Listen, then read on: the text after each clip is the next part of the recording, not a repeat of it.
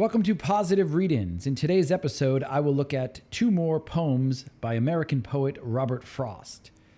Desert Places from 1936 and Come In from 1942. With the latter poem, I'll get some help from Joseph Brodsky. The title essay from this book on grief and reason is a long essay that explores that poem and also a much longer poem by Robert Frost called Home Burial. Joseph Brodsky was a great admirer of Robert Frost, and you should be too.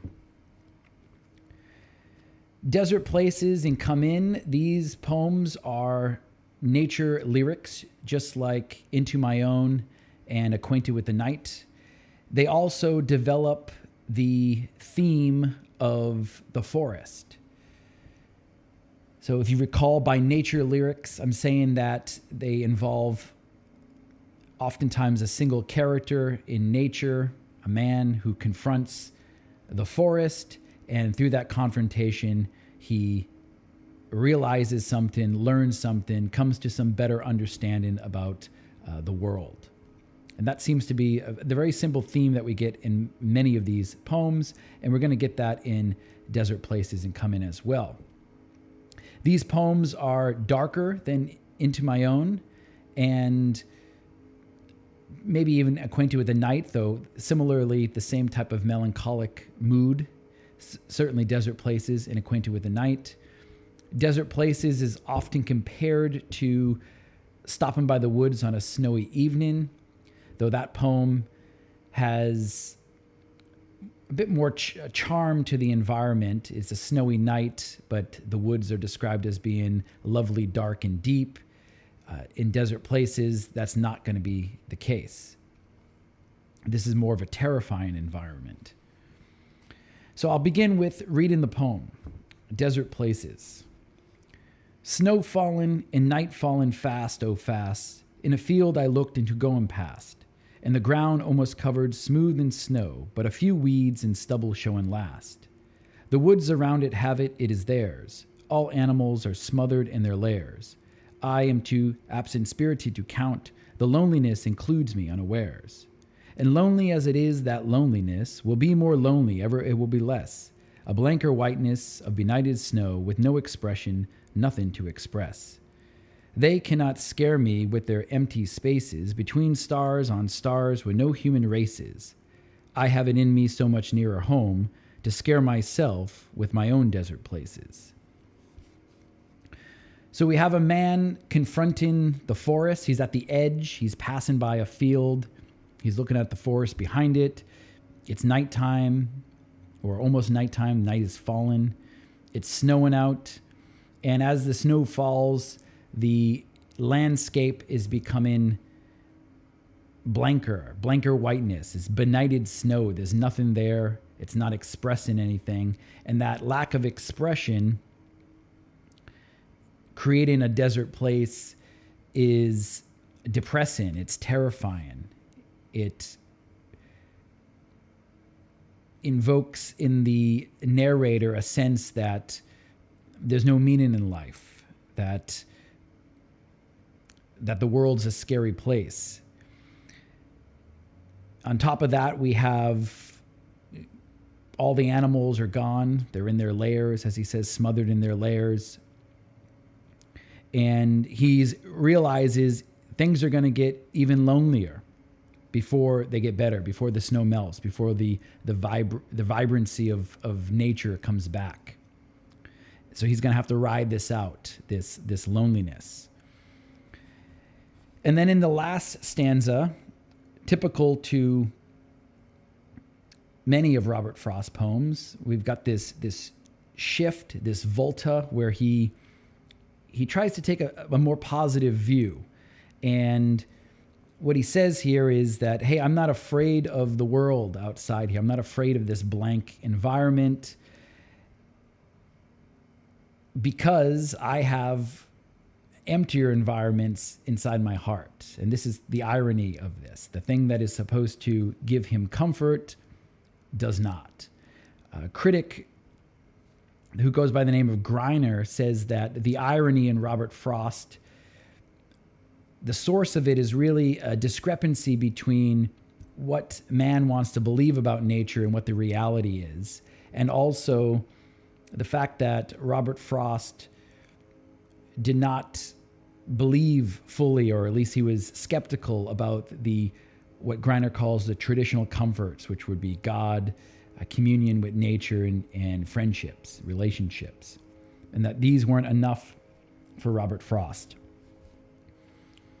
And this poem is cited as a good example of that. And the irony, though, that he's seeing here is that we're no match for nature, because even if we think we are, really what we're saying is, even inside we've got our own scary places that can terrify us. So the thing that is supposed to make him feel better actually brings about more challenges. But of course it ends that way. I guess we can say that's humor as well. Come In has a very similar setup. Again, we've got a man at the edge of the woods. He even uses that phrase in the first line. But this, we've got some other elements. We've got a bird singing, could be calling him in.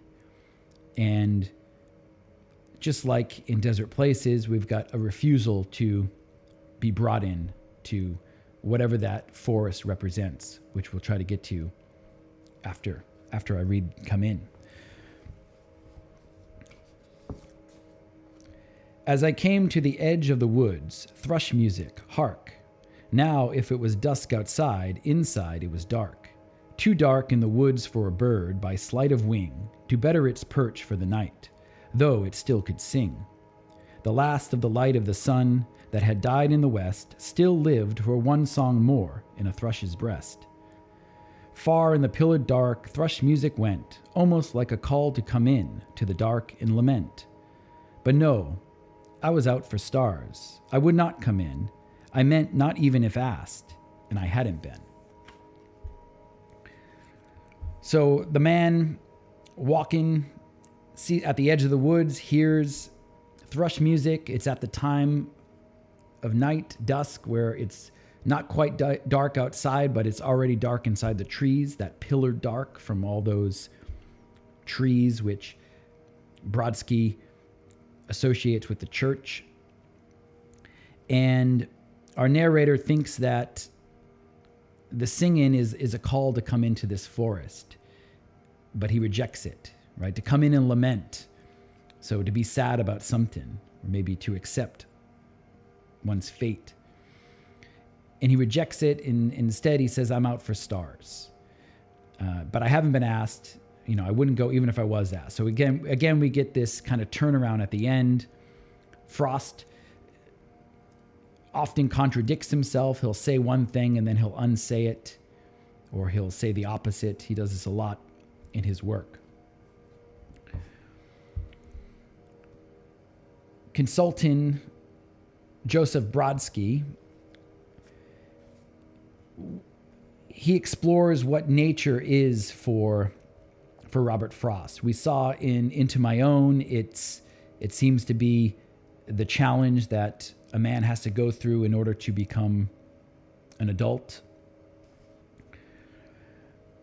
According to Brodsky, he says, nature for this poet, for Frost, is neither friend nor foe, nor is it the backdrop for human drama.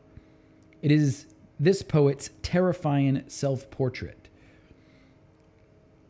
So in nature, we see ourselves, but we see kind of the terrifying things about ourselves.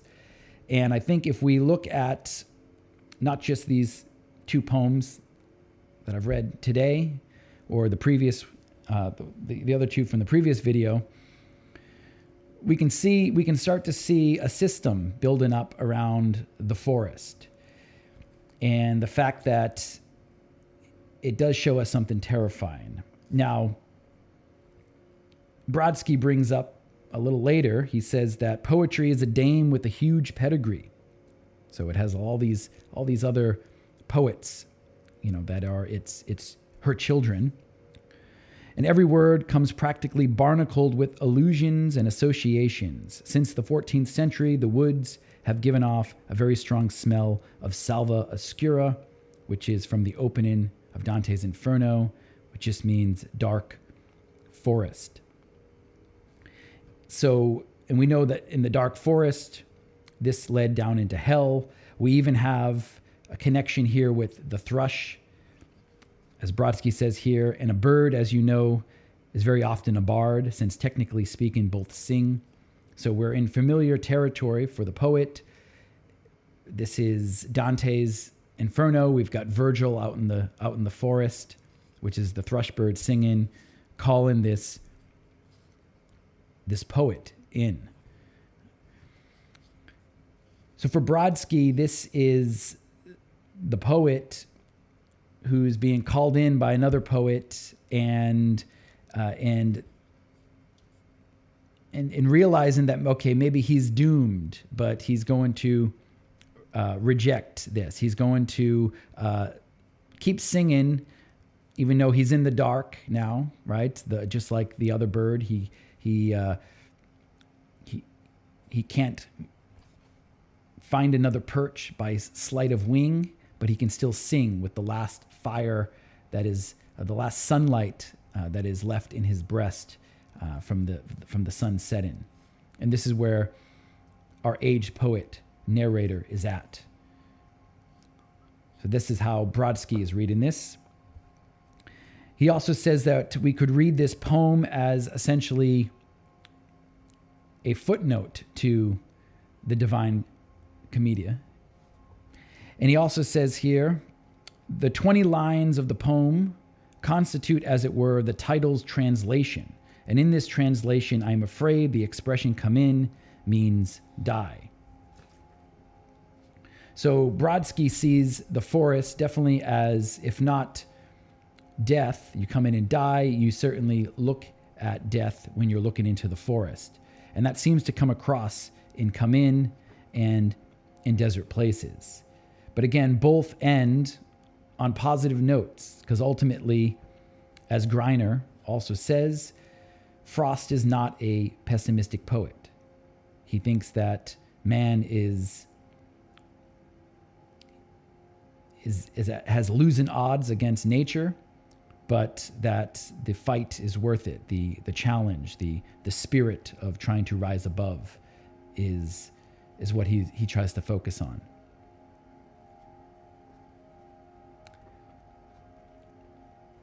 So these are just two nature lyrics that deal with this topic and develop this system of how we can see the forest. We can see this in other poems as well, some that we'll take a look at soon. Let me know what you think about these poems. I find them not depressing. I find them inspiring, actually, and again, it makes me think of what my own portrait might look like in the forest. Thank you.